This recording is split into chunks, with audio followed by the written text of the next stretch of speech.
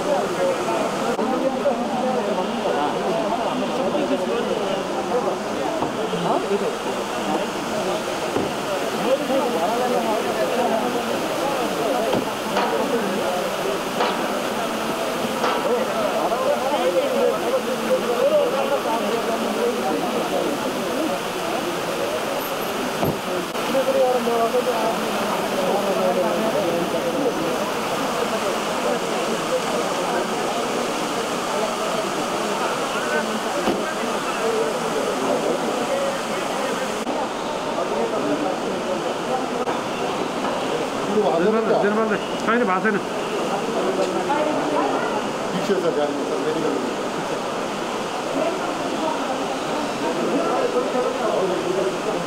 कहाँ राम्रो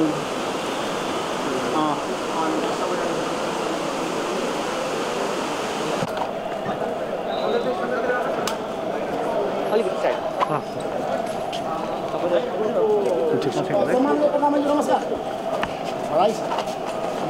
हुन्छ। सरी बाबु कुन रूपमा लिनुभएको छ प्रधानमन्त्रीज्यू?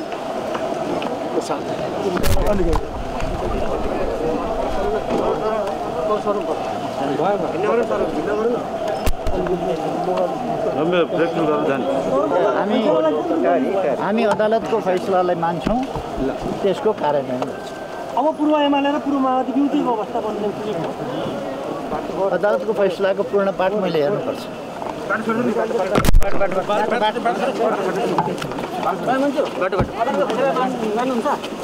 मान्छौँ र कार्यान्वयन गर्छौँ।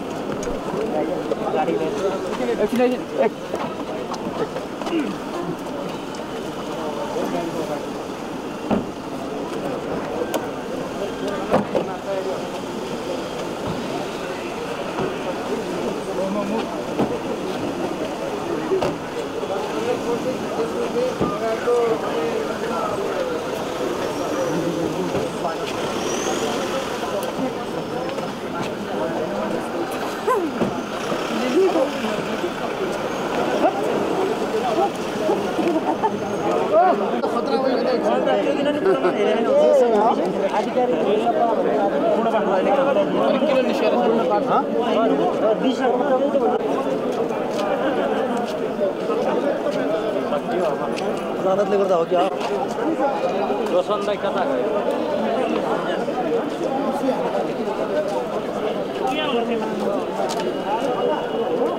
कितना भ्या?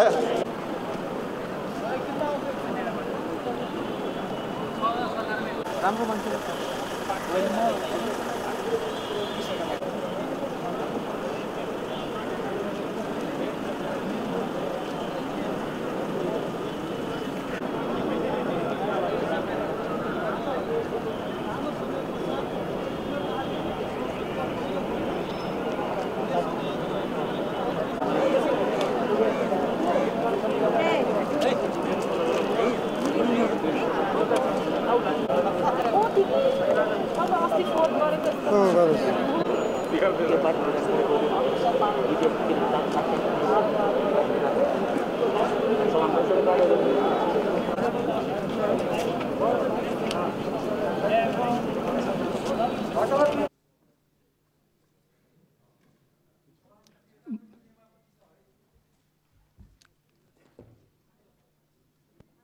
के को नियमापत्ति? यो बोल्ने क्रममा होइन उहाँको जिज्ञासा। तपाईँलाई मैले समय दिएको छैन, बस्नुहोस्। मैले समय दिएको छैन, बस्नुहोस्। पक्षपात होइन, मैले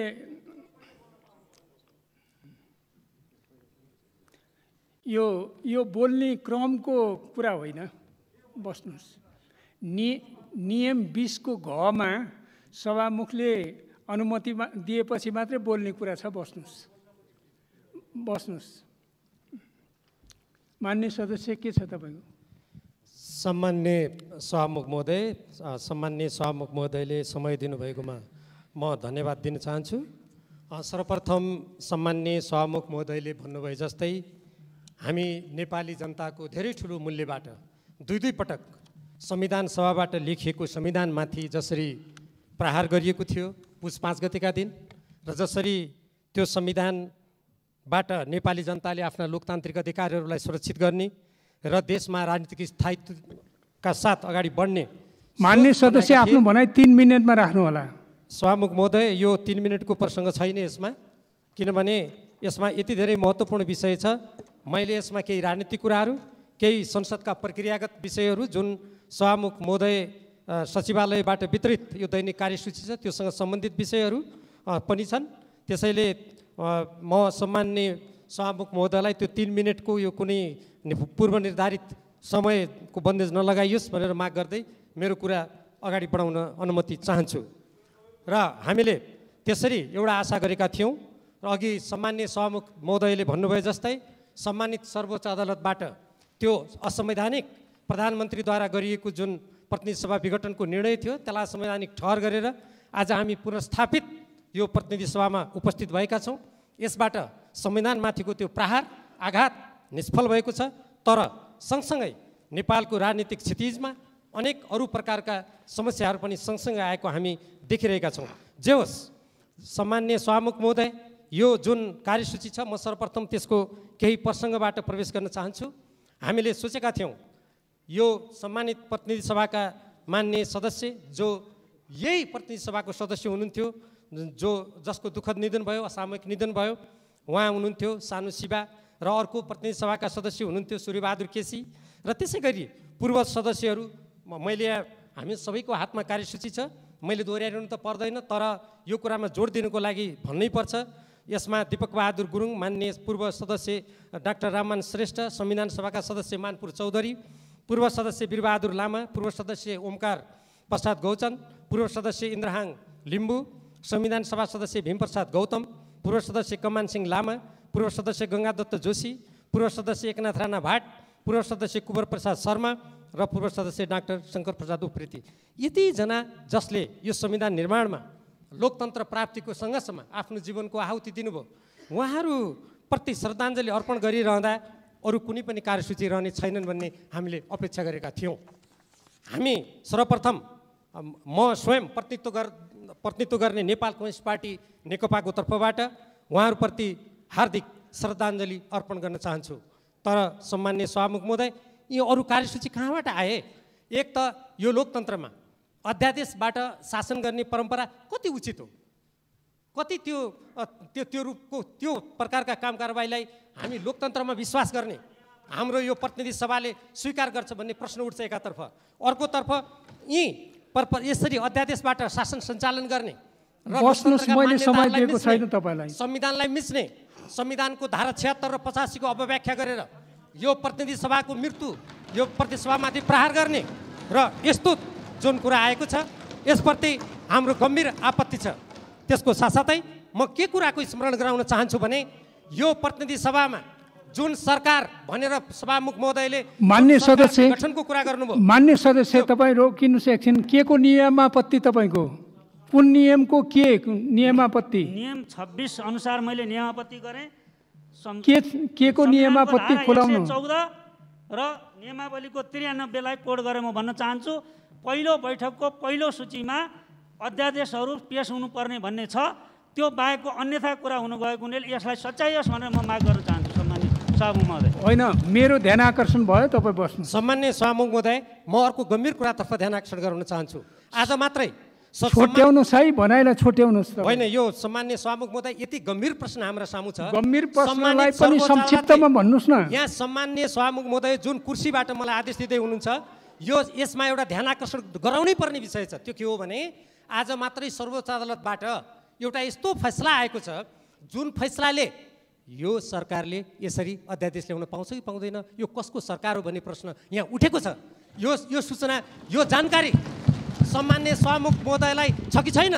हुनुपर्छ।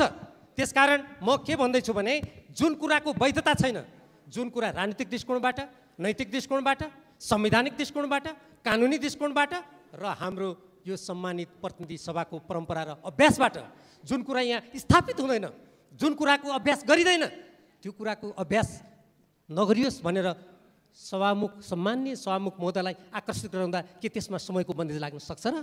लाग्दैन सभामुख महोदय। त्यसकारण म के भन्न चाहन्छु भने जसरी पहिलो कुरा त प्रतिनिधि सभा विघटन भयो र त्यो प्रतिनिधि सभालाई जसले हत्या गर्यो, जुन सरकारका प्रधानमन्त्रीले, उहाँको अहिलेको स्थिति के हो हामीले थाहा पाउनुपर्छ कि पर्दैन? यो पहिलो बैठकबाट एक। दोस्रो कुरा, अहिले सम्मानित सर्वोच्च अदालतबाट हामीले भर्खरै समाचार माध्यममा पढ्न पायौँ, अब निर्वाचन आयोगले गरेको जुन फैसला थियो, तत्कालीन नेपाल कम्युनिस्ट पार्टी नेकपालाई दर्ता गरेको जुन थियो, त्यो एउटा आश्चर्यजनक कुरा हामीले सुनेका छौँ।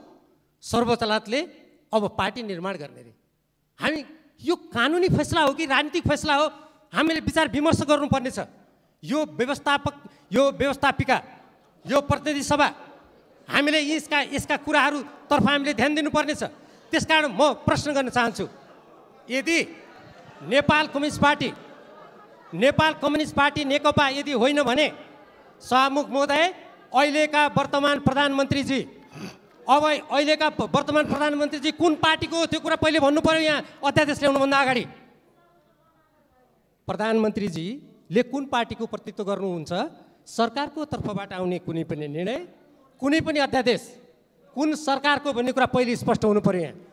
तब त्यसपछि मात्रै हामी ती अध्यादेशहरू सरकारको तर्फबाट यथोचित रूपमा ल्याइएका हुन् कि होइनन्, तिनीहरूको वैधता छ कि छैन, तिनले यहाँ कसरी प्रवेश पाउँछन्, तब मात्रै हामी त्यो कुरा गर्न सक्छौँ। त्यसकारण यस्तो गम्भीर विषय उठिरहेको मान्य सदस्य छोट्याउनुहोस्, तपाईँको कुरा दर्ज भइसक्यो। म छोट्याउन गइरहेको छु। त्यसकारण सम्मान्य सभामुख महोदय, कानुनको दृष्टिकोणबाट, राजनीतिक दृष्टिकोणबाट, संविधानको दृष्टिकोणबाट, सम्मानित सर्वोच्च अदालतले गरेको भर्खरको फैसलाको दृष्टिकोणबाट नेपाल सरकारको तर्फबाट अहिले वर्तमान प्रधानमन्त्रीजीले नेतृत्व गर्नुभएको यो सरकार कुनै दृष्टिकोणबाट पनि वैध देखिँदैन। यो वैधता नै गुमाइसकेको सरकार र त्यसका प्रधानमन्त्रीले यहाँ हामीले राजीनामा दिएको त सुनेको छैनौँ। के संविधानबाट, कानुनबाट, सम्पूर्ण कुराबाट सम्पूर्ण आधार गुमाइसकेको सरकारले पनि यी सरकारको तर्फबाट निर्णय गरेका कुराहरू भनेर यहाँ प्रवेश गर्न मिल्छ र सम्मान्य सभामुख महोदय? त्यसकारण यस्तो कुराहरू हुन सक्दैन।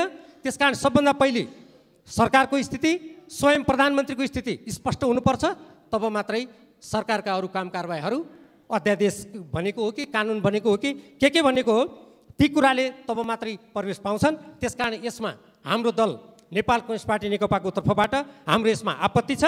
हामी यी हाम्रा भर्खरै दिवंगत हुनुभएका जो मान्य सदस्यहरू हुनुहुन्छ, बहालवाला पनि हुनुहुन्थ्यो, पहिले पूर्व पनि हुनुहुन्थ्यो, उहाँहरूप्रति श्रद्धाञ्जली गर्ने, उहाँहरूप्रति सम्मान गर्ने कुरामा हामी शिर निहुराएर श्रद्धाञ्जली अर्पण गर्छौँ।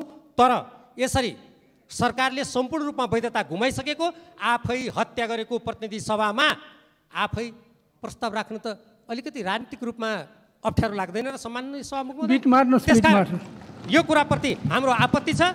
यदि सम्मान्य सभामुखजीले यो कुरालाई परिवर्तन गर्नुहुन्न कार्यसूची हाम्रो माग अनुसार भने यसमा हाम्रो विमति रहन्छ। हामी यो कुरालाई मान्न सक्दैनौँ, हामी अस्वीकार गर्छौँ र जबरजस्ती यदि सम्मान्य सभामुख महोदय यो कार्यसूचीमा प्रवेश गर्नुहुन्छ भने हामी त्यति बेला हामीले ती सम्पूर्ण प्रक्रियालाई बहिष्कार गर्नुपर्ने हुन्छ। धन्यवाद।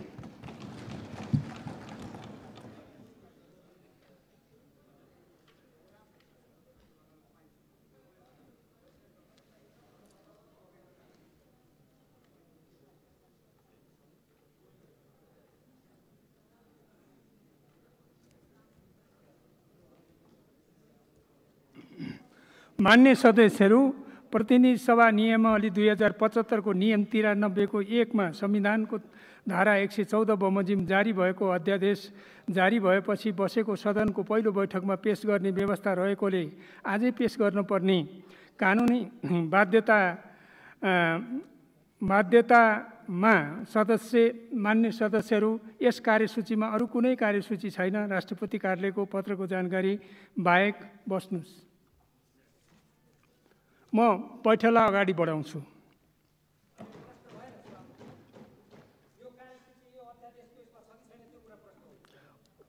यो कार्यसूचीमा छ अध्यादेश। यो त कार्यसूची त प्रकाशित भइसक्यो नि त।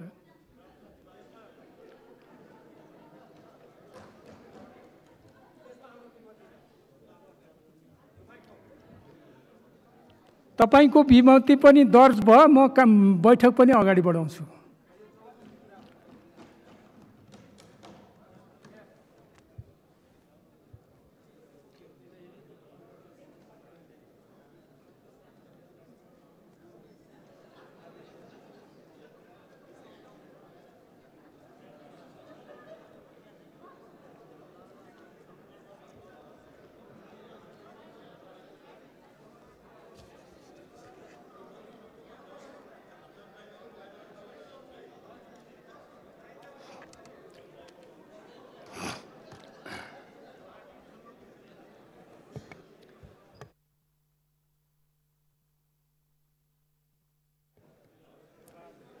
मान्य सदस्यहरू, राष्ट्रपतिको कार्यालयबाट मन्त्री परिषद गठन सम्बन्धी पत्रहरू प्राप्त हुन आएको छ। म सोको ब्यौरा पढेर सुनाउँछु।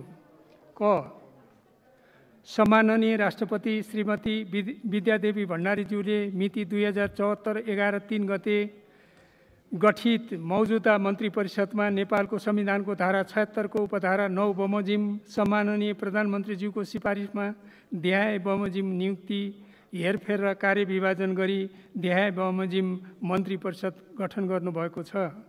क्रम सङ्ख्या, नामथर, पदनाम, कार्यविभाजन। 1 श्री केपी शर्मा ओली, प्रधानमन्त्री रक्षा।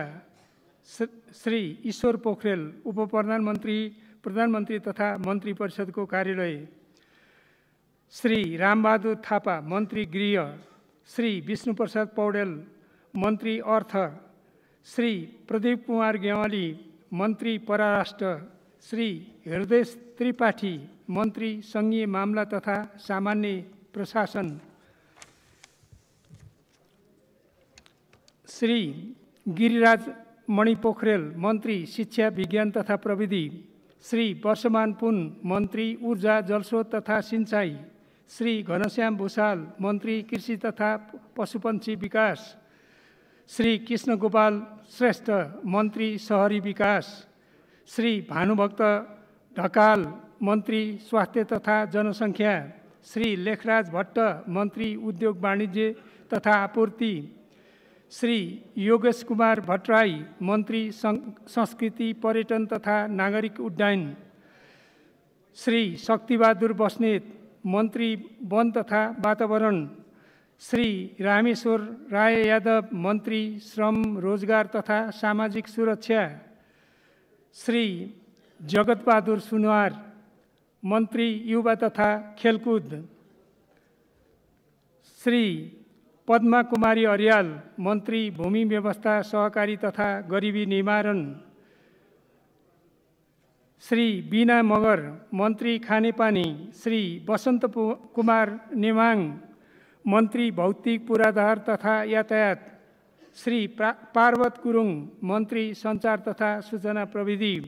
श्री शिवमाया तुम्बा हम्फे, मन्त्री कानुन न्याय तथा संसदीय मामिला। श्री लीलानाथ श्रेष्ठ, मन्त्री महिला बालबालिका तथा ज्येष्ठ नागरिक। श्री मोतीलाल दुगड, राज्य मन्त्री उद्योग वाणिज्य तथा आपूर्ति।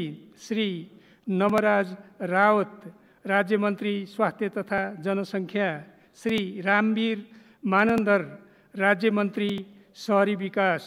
हरि पौडेल, सचिव, मिति 2077 6/28।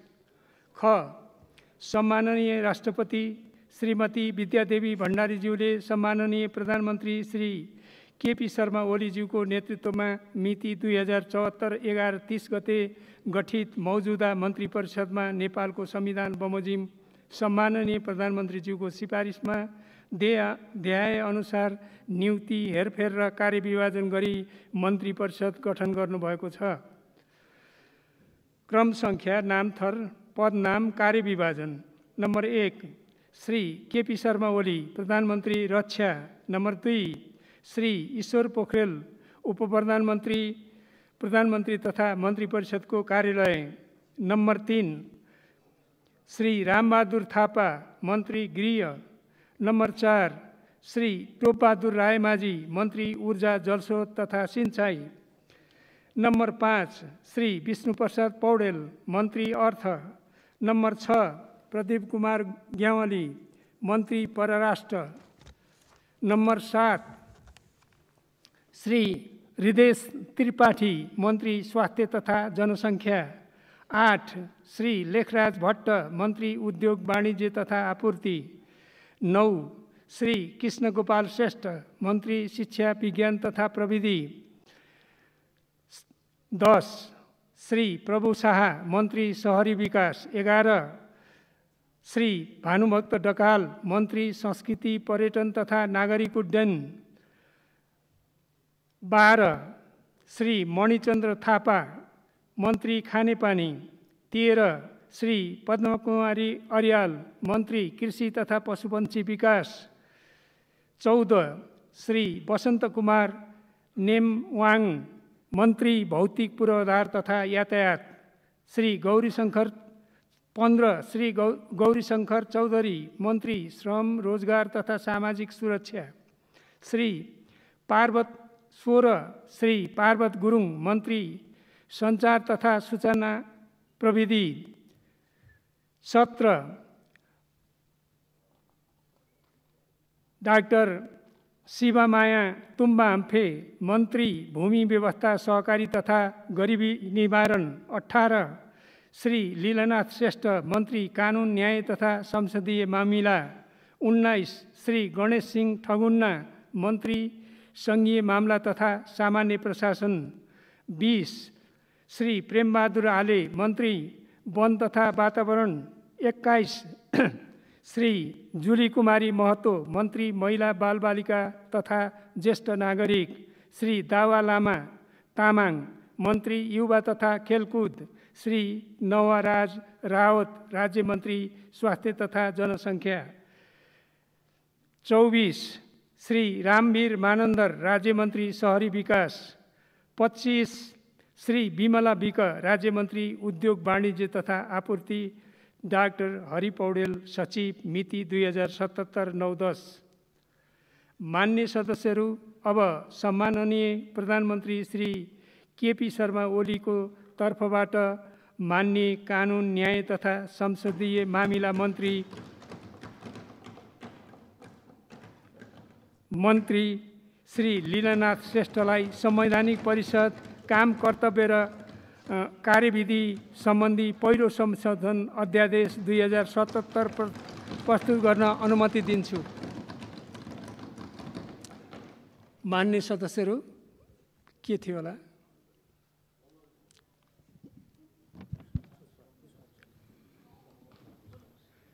माननीय पुष्पा भूषाल गौतम, समय 3 मिनट।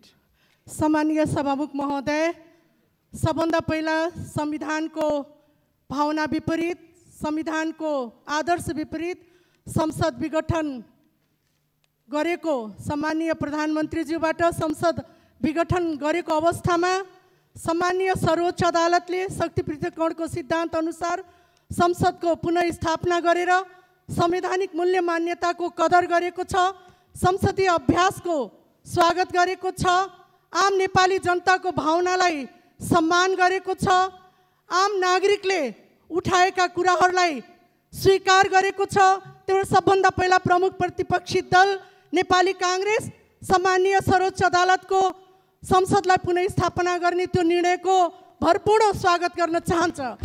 सभामुख महोदय, संसदको पुनर्स्थापना भएको छ, संविधानलाई कार्यान्वयन गर्ने जनजीविकाको सवाललाई अगाडि बढाउने, संसदलाई सुचारू रूपबाट अगाडि बढाउने, संसदभित्र देखा परेका कुनै पनि चुनौती र व्यवधानलाई यही संसदभित्रैबाट निकास दिलाउनु पर्ने संसदीय अभ्यासमाथि प्रमुख प्रतिपक्षी दलको विश्वास रहेको छ। तर आज पहिलो बैठकमै सभामुख महोदय, हाम्रो संसदीय अभ्यासभित्र केही माननीय नेताहरू सदनबाट बाहिर जानुभयो, केही यहाँ बस्नु भएको छ। यो सरकारले यो संसदीय अभ्यासलाई सुचारू रूपबाट अगाडि बढाउनको लागि किन यस्तो व्यवधानहरूको अवस्थाको सृजना गरिराखेको छ, यसप्रति प्रमुख प्रतिपक्षी दलको गम्भीर ध्यान आकर्षण भएको छ। सभामुख महोदय, यो सरकारले संसद विघटन गरिसकेपछि सभामुख महोदय, अध्यादेशबाट मुलुक चलाउनु पर्ने बाध्यता यो सरकारलाई कहाँबाट आयो? नेपालको संविधान 2072 जीवन्त थियो। 2072 अनुसार सरकारले शासन अगाडि बढाउनु पर्ने थियो, तर सरकारले अध्यादेशको मार्फतबाट संविधानमा नलेखेको कुराहरू, संविधानको भावना विपरीत अध्यादेशलाई लिएर आएर यो मुलुकलाई नियन्त्रण गर्न खोज्यो। सभामुख महोदय, मैले ध्यान आकर्षण गराउन चाहे, जुन संवैधानिक परिषदको अध्यादेशको जुन प्रस्ताव यहाँ पेश हुन गइराखेको छ सभामुख महोदय, यो संवैधानिक भावनाको विपरीत भएको हुनाले प्रमुख प्रतिपक्षी दलले यसलाई स्वीकार गर्न सक्दैन। सभामुख महोदय, संवैधानिक परिषद भनेको सरकारले निर्णय गर्ने ठाउँ होइन। नेपालको संविधानको धारा 284 ले संवैधानिक परिषदको गठनको जुन परिकल्पना गरेको छ त्यो राज्यको परिकल्पना गरेको हो। सभामुख महोदय, संवैधानिक अङ्गका अध्यक्ष र सदस्यहरूको नियुक्तिको लागि राज्यले त्यहाँ नियुक्ति गर्नुपर्ने, सिफारिस गर्नुपर्ने प्रावधान हाम्रो संविधानले दिएको छ। त्यही भएर त्यो संवैधानिक परिषदमा सम्मानीय प्रधान न्यायाधीशजीदेखि लिएर विपक्षी दलको नेतादेखि लिएर सम्मानीय सभामुखदेखि लिएर राष्ट्रिय सभाको अध्यक्षदेखि लिएर उपसभामुख अन्तर्राष्ट्रिय नारी दिवसको पूर्व सन्ध्यामा भन्न पनि दुःख लागेको छ। आज 3 वर्ष भइसक्यो, फरक दलले, महिला नेत्रीले एउटा उपसभामुखको पदलाई निर्वाचन गरौँ भनेर थाक्दाखेरि पनि महिला नेतृत्वमाथि चुनौती खडा भएको छ।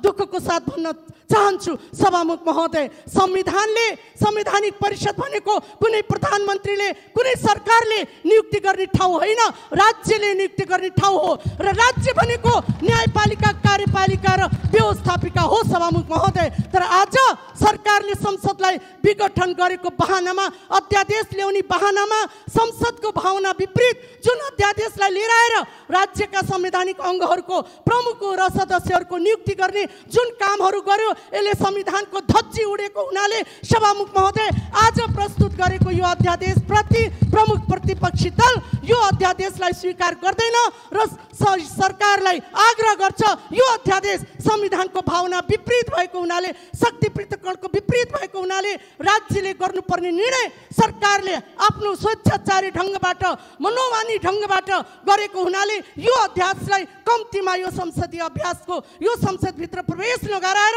सरकारले यो अध्यादेश तुरन्त फिर्ता लिएर लग्नको लागि पनि प्रमुख प्रतिपक्षी दल आग्रह गर्दछ।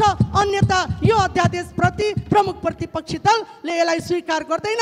यसलाई अस्वीकार गरेको पनि पूर्व जानकारी सम्मानीय सभामुख मार्फत यहाँ गराउँदै म आफ्नो भनाइ यही टुङ्ग्याउँछु। हस् त, धन्यवाद। मान्य सदस्यहरू, अब सम्माननीय प्रधानमन्त्री श्री केपी शर्मा ओलीको तर्फबाट मान्य कानुन, न्याय तथा संसदीय मामिला मन्त्री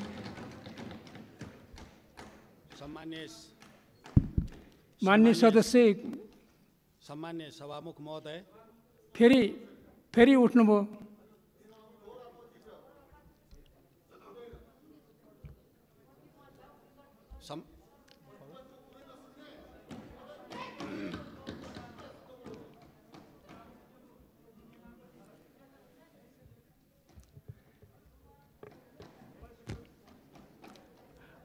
मान्य सदस्य, यो तपाईँहरूको भनाइ त दर्ता भइसक्यो नि सदनमा।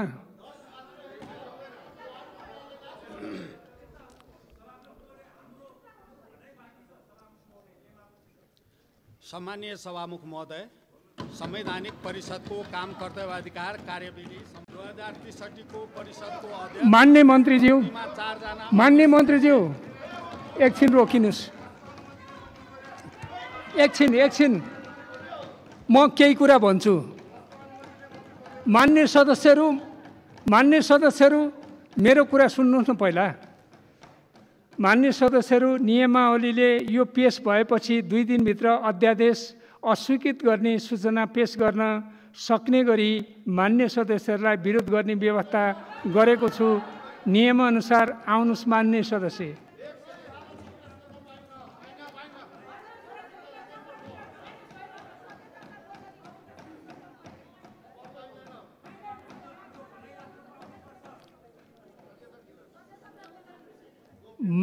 मान्य श्री बालकृष्ण खाँड।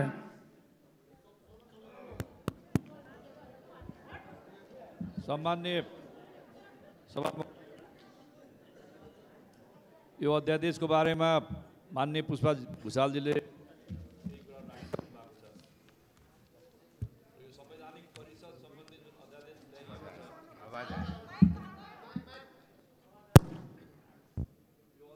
चाहिँ संविधानको प्रतिकूल छ।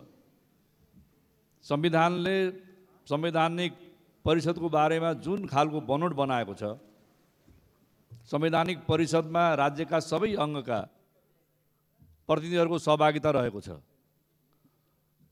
तर सरकारले जुन खालको अध्यादेश लिएर आयो यो अत्यन्तै संविधानको प्रतिकूल हो र संवैधानिक परिषदको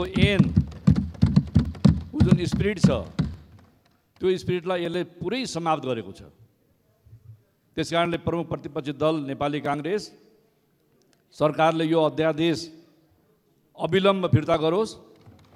अहिलेको यो संवेदनशील घडीमा सम्माननीय प्रधानमन्त्रीजीले प्रतिनिधि सभा भङ्ग गर्नुभयो।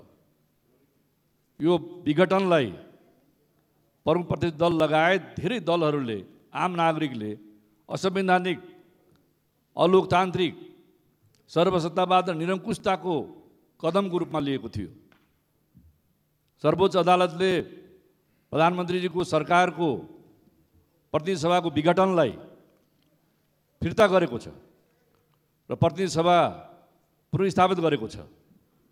प्रतिनिधि सभाले संविधानलाई ट्र्याकमा लिएर जाने, संसदीय अभ्यासलाई जनताको भरोसा र विश्वास अनुकूलको बनाएर लिएर जाने हामी सबैको दायित्व हो। त्यही कारणले सरकारले संवैधानिक परिषदको जुन अध्यादेश ल्याएको छ यो बिल्कुलै असंवैधानिक छ। यो असंवैधानिक अध्यादेश स्वीकार गर्नै सकिँदैन। यो जारी भएको बखतमै हामीले यसको विरोध गरेका थियौँ। पहिलो पटक सरकारले फर्कायो, त्यही फर्काएको अध्यादेशलाई फेरि लिएर आयो। सरकार आफैले स्वीकार गरेका थियो यो असंवैधानिक छ, फेरि असंवैधानिक यो अध्यादेश लिएर आएको छ। यो अध्यादेश यो सदनमा प्रवेश गर्न सक्दैन। म सम्मान्य सभामुखजीलाई आग्रह गर्न चाहन्छु, सरकारलाई पनि म भन्न चाहन्छु यो असंवैधानिक अध्यादेश अविलम्ब फिर्ता लिएर गइयोस्। यसलाई हामी स्वीकार गर्न सक्दैनौँ। यो प्रक्रियालाई अगाडि बढाउने क्रममा हाम्रो सहयोग रहन सक्दैन। हामी यसको घोर आपत्ति गर्छौँ, फेर घोर विरोध गर्दछौँ र फिर्ता हुनेछ भन्ने हाम्रो विश्वास छ। फिर्ताका लागि नै हामी दृढ छौँ। धन्यवाद। यस विषयमा म सरकारको ध्यान आकर्षण गराउन चाहन्छु र मन्त्रीजीलाई म अगाडि बढ्न। सम्माननीय सभामुख महोदय, संवैधानिक परिषदको काम कर्तव्य अधिकार कार्यविधि सम्बन्धी ऐन 2063लाई परिषदको अध्यक्ष कम्तीमा 4 जना अन्य उपस्थित भएमा परिषदको गणपूर्वक सङ्ख्या बैठक पेश भएको प्रत्येक विषयको निर्णय सर्वसम्मतिका आधारमा बैठक हुन नसकेको हुँदा संवैधानिक परिषदको बैठक निर्णय हुन नसक्ने तत्सम्बन्धी व्यवस्थालाई तत्कालीन संशोधन गर्न आवश्यक संघीय संसदको अधिवेशनले नेपाल सरकार मन्त्रीपरिषदको सिफारिस सामान्य राष्ट्रपतिबाट जारी भएको संवैधानिक परिषदको काम कर्तव्य अधिकार सम्बन्धी ऐन 2063लाई संशोधन गर्न अध्यादेशलाई नेपालको संविधानको धारा 114 उपधारा 2 खण्ड क बमोजिम सभामुख महोदयको अनुमतिले सभा समक्ष पेश गर्दछु। धन्यवाद।